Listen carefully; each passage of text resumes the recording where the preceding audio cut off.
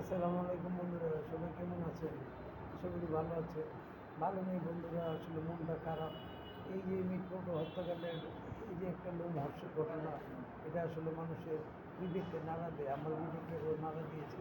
এতগুলি মানুষের সামনে এইভাবে একটা মানুষকে নির্মমভাবে হত্যা, আসলে এটা মেনে নেওয়া যায় না। আমরা কি সমাজে বাস করছি নাকি কোন যুগে বাস করছি আমি নিজেই বুঝতে পারতেছি না। মানুষ কীভাবে এতটা বর্বর, এতটা হিংস্র হয়ে যাচ্ছে।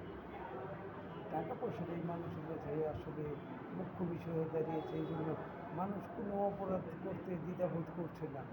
আসলে আমি বুঝতে পারতেছি না এটা কোন যুগে আমরা বাস করতেছি।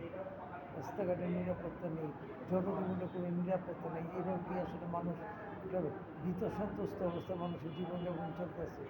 আসলে এইভাবে এটা কি মেনে নেওয়া কি অসম্ভব মনে হচ্ছে আমার কাছে। জানি না আপনাদের কাছে কী মনে হচ্ছে।